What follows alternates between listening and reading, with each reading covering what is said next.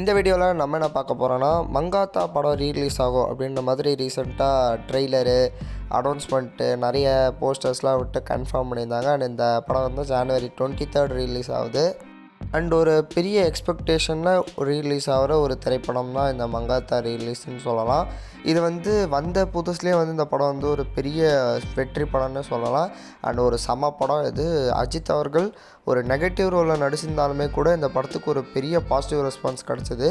And அதையும் தாண்டி ஒரு நல்ல பாக்ஸ் ஆஃபீஸ் சக்ஸஸுமே ஆச்சு இந்த படம். அண்டு இப்போ வந்து இந்த படம் ரீலீஸ் ஆகிற மாதிரி இந்த படத்தோட வந்து இன்னொரு படமும் ரீலீஸ் ஆகுது அதே நாளில். அண்டு தெரி படம் தான் வந்து January 23 ரிலீஸ் ஆகுது. ஸோ இது நான் என்னங்க சொல்கிறது, இது தெரி வந்து 15th தான் ரிலீஸ் ஆகிறதா இருந்துச்சு. பட் அப்போ சில இதுவால் போஸ்ட்பாண்ட் ஆகி இப்போ 23 ரிலீஸ் ஆகுது. அண்ட் இந்த படத்தை வந்து கலைப்புலியஸ் தானும் தான் ரிலீஸ் பண்ணுறாரு. ஸோ ஆப்வியஸ்லி ஒரு நல்ல ஸ்ட்ராட்டஜின்னு தான் சொல்லணும். ஏன்னா கண்டிப்பாக வந்து நிறைய பேர் இந்த படத்தை இப்போ பார்க்க வருவாங்க. இது ஒரு பெரிய கிளாஷ் மாதிரி பேசுவாங்க. பட் ஆக்சுவலி சொல்ல போனால் அது பெரிய விஷயம்லாம் கிடையவே கிடையாது. ஏன்னா ரெண்டுமே ரீலீஸ் படம் தான். மிஞ்சி போனால் ரெண்டும் வந்து பெரிய கலெக்ஷன்லாம் ஒன்று எடுத்துடாது. ஆனால் நல்ல ரெஸ்பான்ஸும் நல்ல செலிப்ரேஷன்ஸும் ரெண்டு படத்துக்குமே இருக்கும். இப்போ வந்து அதெல்லாம் பிரச்சனையே கிடையாது. ரெண்டு படமும் வந்து ரீலீஸ் ஆகட்டும், ரெண்டு படமும் நல்லாவே போட்டோம்.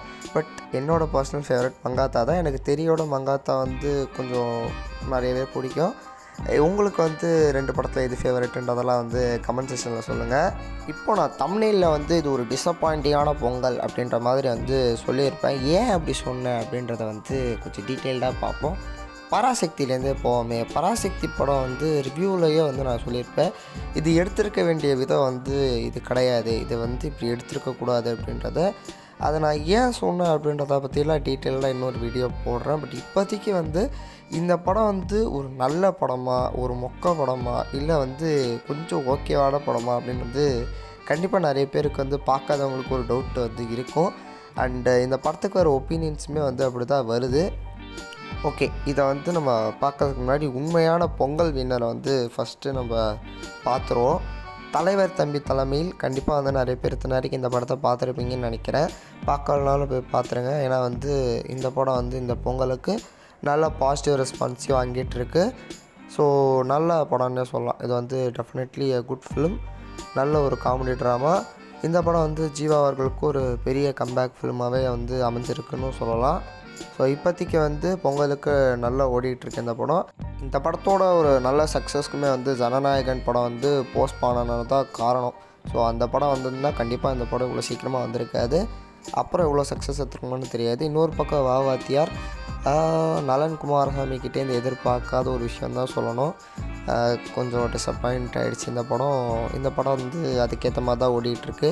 தேட்டர்ஸில் பெருசாக பெர்ஃபார்ம் பண்ணல. அதுவுமே வந்து ஒரு பெரிய டிசப்பாயின்மெண்ட் தான் சொல்லணும். இந்த பொங்கலுக்கு வந்து இந்த படம் வந்து ரொம்ப ஒரு பெரிய டிசாஸ்டர்னே சொல்லலாம். அண்ட் இன்னொரு பெரிய சொதப்பல் வந்து பராசக்தி எப்படிப்பட்ட ஒரு படமாக இருந்திருக்கணும் அப்படின்னா, இந்த படம் வந்து தமிழ் மக்களால் பெருசாக செலிப்ரேட் பண்ணப்படுற ஒரு படமாக இருக்கணும். பட் ஏன் இல்லை அப்படின்னா, ஏன்னா அது ஒழுங்காக எடுக்கலை. ஓகேவா, இந்த படம் வந்து ரொம்ப ஒரு சொதப்பலான படம். இந்த படத்தில் வந்து நிறைய ஃப்ளாஸ் இருக்குது. ஓகேங்களா, தேவையில்லாத நிறைய சீன் இருக்குது, தேவையில்லாத நிறைய விஷயங்கள் இருக்குது, நிறைய அன்வான்ட் கேரக்டர்ஸ் இருக்குது. இந்த மாதிரி நிறைய சொல்லிக்கிட்டே போகலாம் இந்த படத்தை பற்றி சொன்னால். அண்டு இதை தாண்டியுமே வந்து இந்த படத்தில் வந்து இன்னும் நிறைய ப்ராப்ளம் இருக்குது.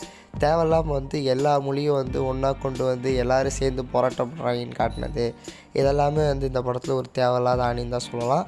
இந்த மாதிரி பல விஷயங்கள் பண்ணிட்டு இதுவாக வந்து அடுத்தவங்க ஃபேன்ஸ் மேலாம் பழி போட்டுக்கிட்டு உட்காந்துருக்காங்க.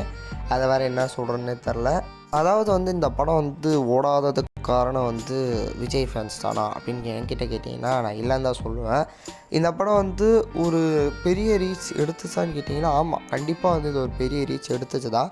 இந்த படம் மேலே ஒரு நல்ல எக்ஸ்பெக்டேஷன் இருந்தது தான். இந்த படத்துக்கு வந்து நெகட்டிவ் ரிவ்யூஸ்னாலேயும் மிக்சட் ரிவ்யூஸ்னாலேயும் தான் இந்த படம் ஓடலை.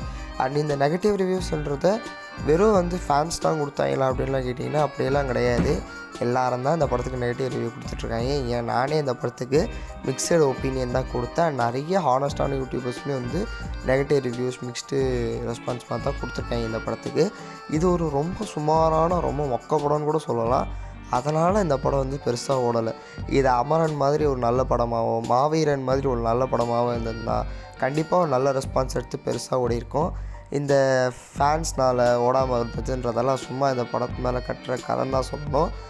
அண்ட் அப்படியே வா வாத்தியாருக்கு போனீங்கன்னு வச்சுக்கோங்களேன், வா வாத்தியார் வந்து ரொம்ப ஆவரேஜான படம். இந்த படத்தோட ஃபஸ்ட் ஆஃப் ஓகே நல்லாவே பண்ணியிருந்தாங்க.